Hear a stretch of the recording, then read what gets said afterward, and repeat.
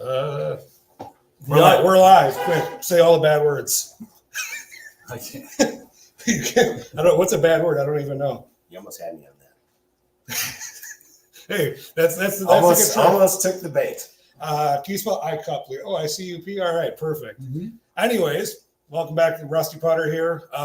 We have all kinds of goofy camera and audio visual fun today because sometimes you have a 4-year-old that just happens to take the good laptop out of the bag and leave it somewhere.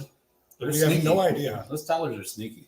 Oh, I mean, unpredictable. This is what I get for. This is my reward for taking off to play 9 holes of golf on Saturday. And then on number 6, he's walking around, slips in mud, just lands in a huge puddle. He's playing now, right? Like I saw him with the putter thing. He loves to try to play, but I have to remind him we're at the golf course. It's not backyard golf.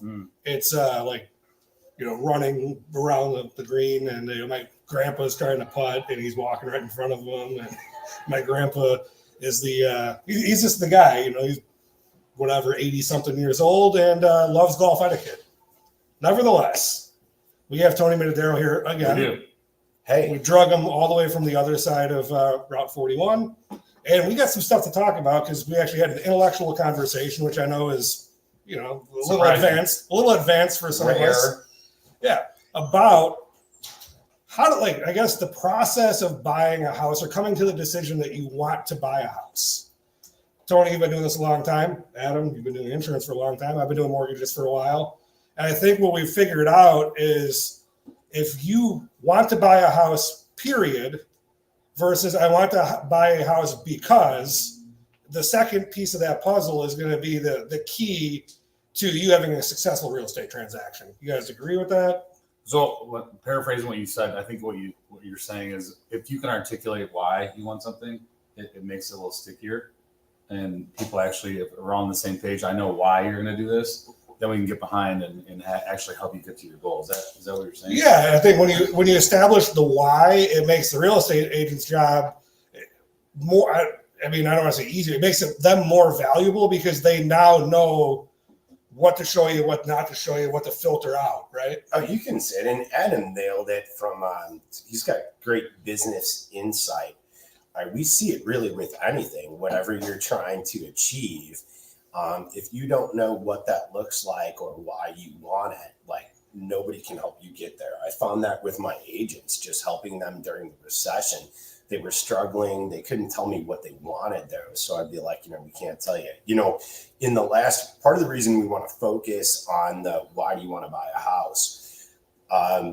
Several years ago in 2019, when interest rates dropped big time, it was really easy to buy and sell a house. One, you could just contact an agent, maybe it's your friend or whatever, hey, show me that thing. You could literally be in it within an hour without signing anything, without doing anything. Debt to income ratios were really low because interest rates, you could borrow a whole lot of money. I had a whole lot more hair back then. I had less chins. You could borrow a whole lot of money for really cheap and really easily. And we know that that's not the case. Now, I think some of this makes it sound like it's a hard thing. Maybe you shouldn't do it, really consider it. I don't want to give people the wrong impression. Nothing has created greater wealth for average Americans and our wealthy Americans than real estate ownership. So it's definitely something that you should pursue. But we need to know why you'll do it. And before we got going here, and I'll flip it back to you in a second, there's an acronym, and I can't remember what it is in real estate sales, that the coaches teach realtors, like they do any salespeople, to look for motivation, but they tell you to focus on what are the most motivating factors: family, death, divorce, things like this. These are all sometimes necessary reasons to buy or sell real estate, or great reasons. The family's expanding. The family's getting smaller. The kids are going off. Aunt Susie died, or hey, we're getting a divorce, but we don't want to give up that property ownership. So we want to know these things for a couple of reasons. But today, what's a few of the biggest reasons that we really want to know? I think it's every person's scenario is a little bit different, right? And what happens, and I think creates a lot of confusion for a buyer, is when you want to buy a personal residence, but you also are of the belief, and you've always heard real estate's a great investment, and being able to maybe separate the two, because if you're buying a house as an investment, I think that conversation with the real estate agent is a different conversation than I want to buy this house for my family. Absolutely. And it's certainly not an immediate great investment always if you're doing it for your family. We need a roof over our heads. It's generally the most cost effective way in the long run to put a roof over your head. And then the investment thing, yeah, that's more of a long-term thing. So it has to be like sort of an encompassing thing. And we want you to be like, you should be somewhat serious about it, I guess, because today we're going to have some conversations that we didn't have to have just a few weeks ago. Yeah, I think there was, up until last week, you could figuratively dip your toe in the water without a lot of commitment. And now across the country, you're in the deep end from Jump Street with a conversation. What do you mean by that? Because I don't know what you mean.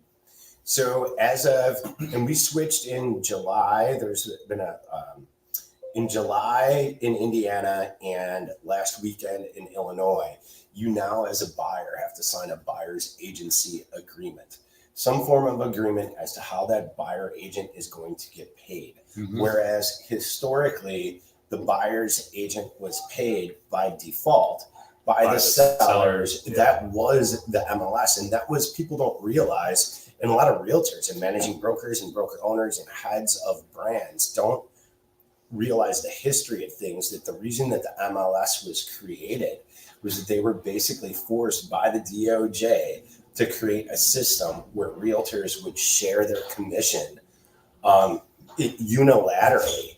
So they've taken that away now. So we need to have that conversation. And our greatest fear is, we used to get things like, I'm not bringing not pre-approved people to a property.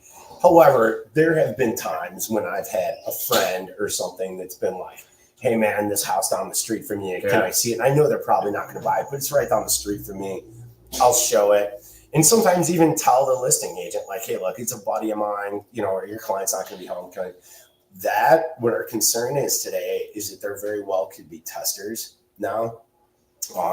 In the early 80s, when we had a lot relative to anti-discrimination, and there was a big government push to integrate neighborhoods, there were testers on the street. As a matter of fact, the brokerage that Renault and I ended up running was the test case in the southern suburbs for it. And the problem there is the first offense is a $5,000 fine. And then it's $10,000, and then you lose your license. So you're saying if you show a house now, it could be, and you don't have the agreement, you're now in violation, and there's consequences to that. Right, exactly. Expensive consequences. So if they were to audit that, or for instance, say a tester was to show up, because most of our things for scheduling is documented. Showing time, which was owned by Zillow. I don't know if they still are. It's the system that we use throughout most MLSs in the nation to schedule a showing. It's very easy for outside party to come in, audit it, see what showing is going on what property, who that agent is, and what time it is, and have somebody there and be like, hey, where's the document? Yeah, dang. Well, so tying that back, meaning like if you're going to sign something, that puts more onus on you to have a pretty clear picture of why you're doing this. Maybe that weeds out some of the time wasters. Yeah, you know what? And for both of us, for myself and for a buyer, when I sign that thing, it's kind of a commitment to us too, right? Because we have to put a time limit on it. And like myself and a lot of others, you have Nick on the show often. He's a real good agent. If I'm going to sign that with you, I am going to work hard for you. That I don't want to be working knowing that it's not going anywhere. Right. All right. Because now we really are going to be like on top of our game. How do you track like closing ratios? Is that something you guys as realtors look at? Like I had this many clients and that resulted in this many transactions. So I used to, I know you do. In the mortgage business, there seems to be much more fallout of the pipeline. Yeah. And it's just natural, right? Because they make a little bit less per deal, and they're usually building all of these streams of people coming in, and they're the ones filtering things out. I used to track it until we realized that my closing ratio is near 100%, 'Cause then at least with buyers. All right. So I've been meeting people out for years now. It's something that the realtor community is going to have to get better at, though, and it's something that the public is going to have to think about. When we want to buy something today, it's just not this like lazy fun. Like, hey, we'll the other one is these people call the name on the sign. You're driving around in the suburb, in the subdivision, new subdivision, and oh, wouldn't it be nice? And it's Saturday afternoon. We're driving through the. We'll call Susie on the sign. Susie can't get you in that property if she wants to, unless you sign a document with her that's stating how she's going to get paid. And you likely don't want to end up wrapping yourself up into a situation where you're under contract with the person that is the person that you called off of the sign. It just, you end up in this blitzed situation now. And I think that's why we run into it. And like you said, the mortgage side, we have hear all kinds of stuff, track opportunities versus applications versus closings, fallout, all of that stuff. And it's the folks that decide at 9:00 on a Saturday night that I want to buy a house, period. Not I want to buy a house because my landlord just showed up on Friday and told me, hey, I'm selling the property. You're on a month-to-month lease. You got 60 days to get out. Right. And I think that when you need to convey that to a real estate agent, to your mortgage person, insurance person, like everyone, about the because. And it came a little bit from a Zig Ziglar thing about taking, outlining the reasons for step one to get to step two. And if you don't take step one, if you don't identify why you want to buy that house in today's market, price points where they're at, income lagging price point and price acceleration, the actual cost of buying a home is a real commitment now. And it maybe was an easy financial commitment 3 or 4 years ago. Yeah. So what we're doing, so this agreement that we had e-sign, it spells out how much we're going to get paid. Now, sellers are still allowed to pay co-op commissions, and they're allowed to openly offer in the MLS a seller concession. You can't say that it's specific to pay a buyer's agent's commissions, but that is encapsulated in anything that a buyer may need a credit for. So if a buyer is coming out of pocket for closing costs for the mortgage, that's been a very common seller credit historically for years. So now we add on, possibly this is going to be buyer's agent's commission. What I've said, I'm not to the stage yet where I say, and I know some agents are, where it's, if I can't negotiate it for you, it's free. I have told people this. I have never had a situation where I haven't been able to get it covered. So what we were finding is when the market got heated up, when we went from 900,000 realtors, about 1 million in America, to 1.5, 1.6-ish in the last few years, you saw desperate agents just willing to do anything for a listing, which often involved a reduction of their commission. All service and how they performed aside, how that presented itself to us operating and trying to show you houses was we'd see a listing that would be paying this much, because we're not supposed to talk percentages. You'd be paying this much, and then another one would be paying this much. And myself, I take a 28% discount working with a buyer anyways. All right. I cannot make it a 50, 60%. I just cannot deliver my level of service to you for that. So either have to walk away from those type of things or say that my minimum gets covered. And we were able to get that difference from the sellers. So let me just play stupid, because sometimes I am, and I might be right now. But what you're describing is seller dependent, right? So you got a buyer, but then the contract says you owe me this much money, but we don't know where it's going to come from yet. That's interesting. And that creates some fear. And the sad part is that is scaring some buyers away. It's also why we wanted to have this conversation about, like, you have to be serious. I haven't had it happen to me yet, and I've sold several houses since. Okay. On my listings, I have this conversation. We have the conversation with the seller before we ever list your property, before you sign the document, to expect this sort of thing. Okay. But I do hear of people. I just had a long-time agent in the region of Northwest Indiana tell me that, they got bit on a very good offer in which the seller wouldn't pay the commission. So it's gonna happen. Yeah. And we have to prepare you for it. So these are some of the things when you're talking to your mortgage originator. I think you guys could be close kind of on down payment. It's unfortunate because it's going to harm the people that it was supposedly designed to help. Right. Which is that mid to low income buyer, mid to low asset range buyer.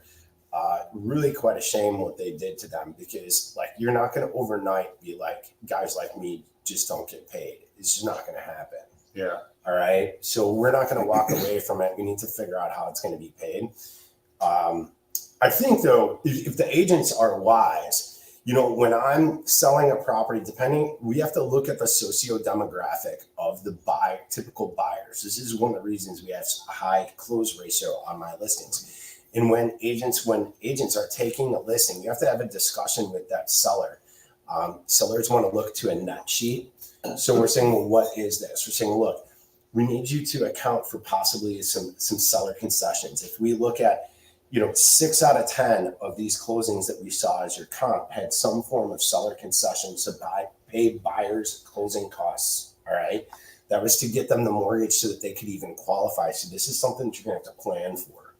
All right. I think on the Illinois side of the board, that's super important because title fees there on the buyer's transaction title fees are almost $4,000, and then isn't in a community that has transfer taxes, right? So now all of a sudden you have like a down payment plus you could have $6,000, $7,000 in just title and transfer tax costs. That's something, again, you have to have a conversation about where is the money for all of that plus that agent's commission coming from? Is it coming from the seller? Is it coming from your pocket?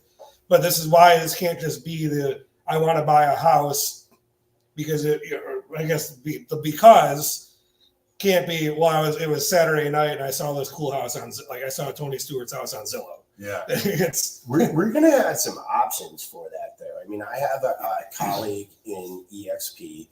He's the number one real estate agent in Hawaii, which Hawaii is pretty big because it's a bunch of different islands. Yeah. And his whole gimmick is he can get you into any listing in Hawaii within 40 minutes.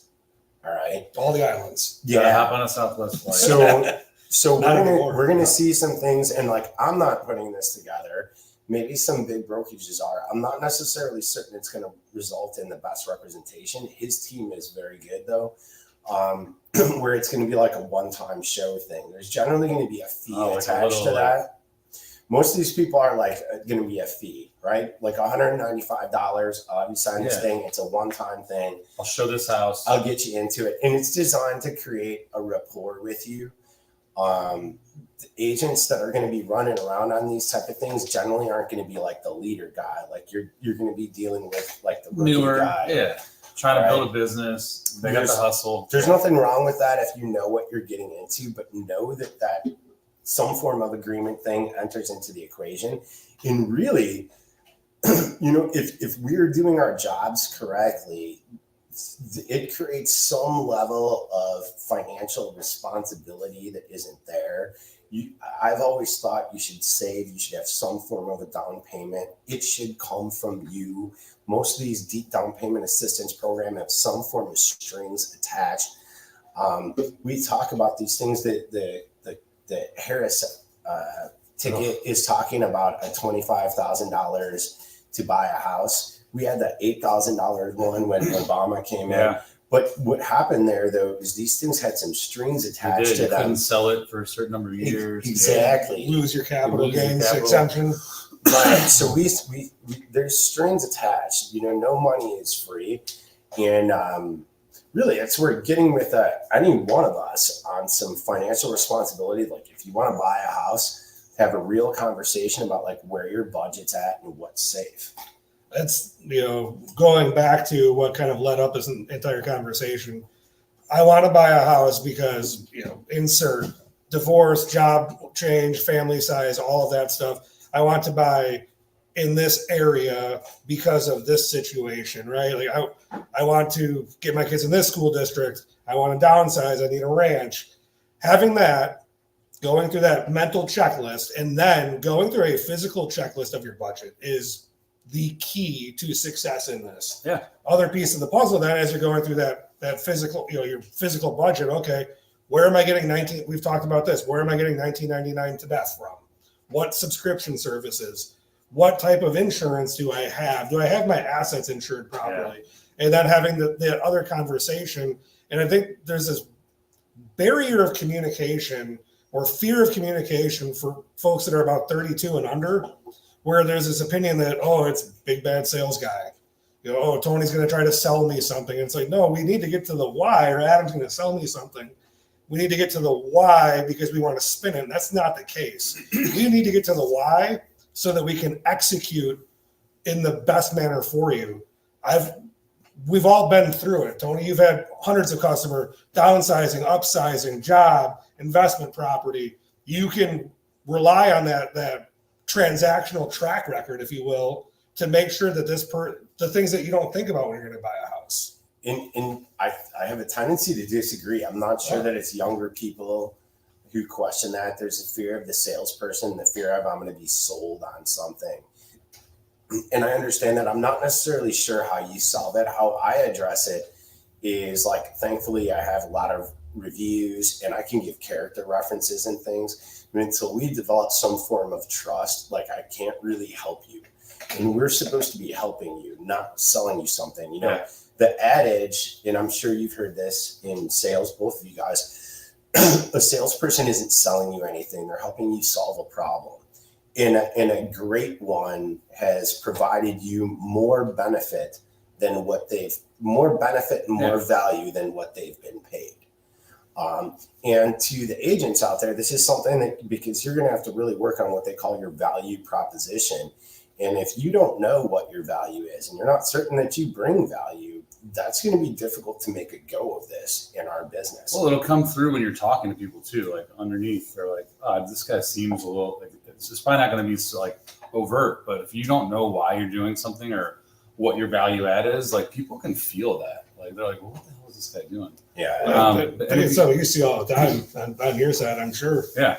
And then, what I was going to add earlier about that is that if you know the person's why, if I'm a realtor, which I'm not, that would also shape how I probably make that agreement. Like if I have a strong why, like I'm probably messing with my fee, knowing that this person's worth the investment of my time. Like they're going to come through. So maybe I can take a little bit less risk off the table. I'm just thinking out loud, but yeah, no, it's definitely uncharted waters. But like getting back to the trust situation, I'm hoping that this new agreement will cause people to do a little bit more research into who they're talking to. One of the things that Tyler and I see, and that I think you see as a real estate agent, especially once you become even somewhat successful, is friends, family members, and friends of friends will go to Susie because she just became a realtor. They're trying to help her out. You're trying to help her out with your biggest expense you've ever made. Yeah. Like that's crazy. Would you go to a brain surgeon that was just fresh out of school and never performed a surgery? You're trying to help them get their start. Your house is typically the brain of your financial profile. So how we get over that? I just had one last week, as a matter of fact. I did a valuation on a property that has a severe tax implication coming.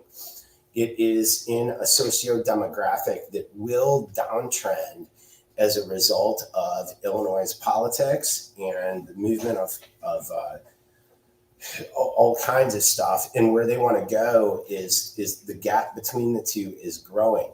And the husband's position was, and this was, my information was sent to him. It was not direct from me to him. Was that, he's just a salesperson. He's trying to get us to go. And my exact response was, I don't know how to say this in a nice sounding way, but I don't need your transaction. We do enough where I don't need it. And I can't be in a deal with somebody that we don't have this type of trusting relationship, because I want to go to bat for you. And I want to go to bat for you.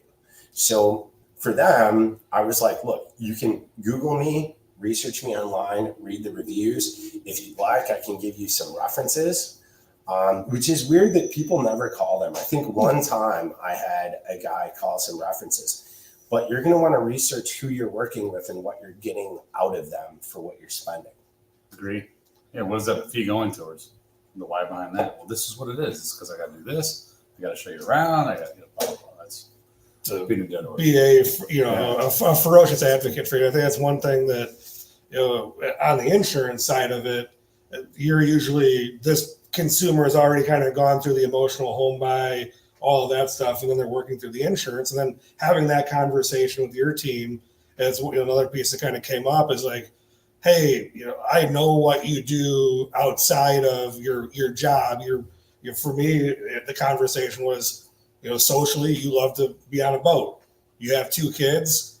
What's going to happen at some point, right? You're going to have more kids or more families on a very busy waterway with a bunch of kids. Let's talk about an umbrella insurance policy so that everything that you busted your ass for doesn't just disappear. And it could be a million different things, right? Like, hey, I worked my butt off to get that ring for my wife that's in this house. How do we insure that properly? Having those conversations. For sure. I think what we're seeing is, at least I think what we saw initially in Indiana, but as time moves forward, it's going to become more normal. The change took some buyers off of the table. And that was probably a good thing. Yeah. If those buyers weren't willing to have like a serious conversation about the money, it's going to take some agents out of the game. I used to see this a lot on the south side and in the south suburbs. You'd see an agent would present an offer without an attorney's name on it. And what that tells me is this guy, they didn't want to have a conversation about the serious nature of this thing that they were signing because they're just trying to throw it against the wall and see if it sticks. Well, I think like those days are over because we have to start out with some kind of serious conversation. Yeah. In the end, it may end up being a good thing. Hopefully it will create some financial responsibility amongst buyers. Amen. Anything else? No, I think that's about it. We're very clear in my practice, both Tyler and I, and Eric McGill, who's doing a great job. We want you to know everything that you're signing. Now that has taken some clients from me. All right.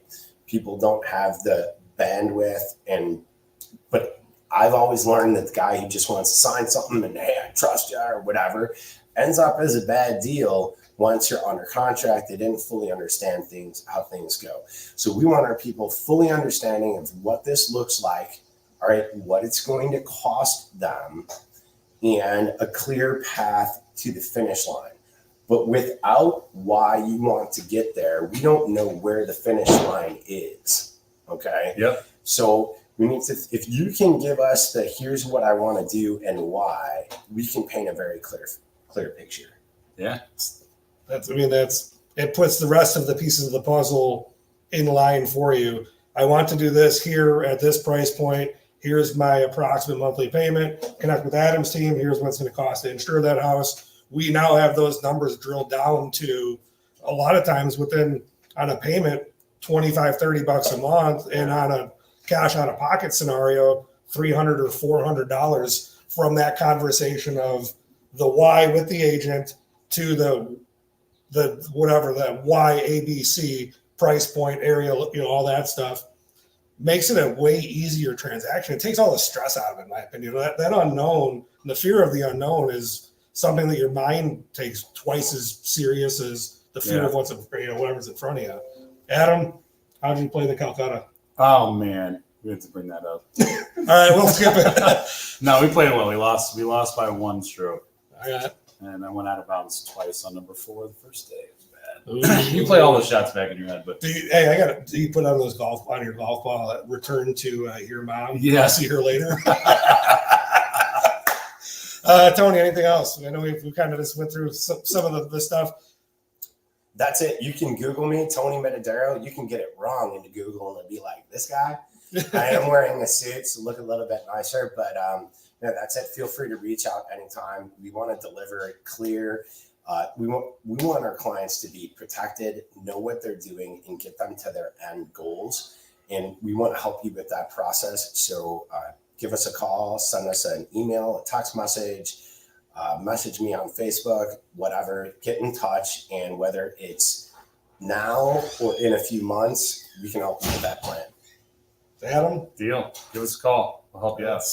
that's it. That feeling of I want to buy a house hits your head. Get out a piece of paper, start writing the notes down, Yep. and then come back to it the next day and say, I don't want to, because weigh them out, then have the conversation. I think that's the mental spot that's going to lead you to success is right there. Awesome. Have Cool. a great week.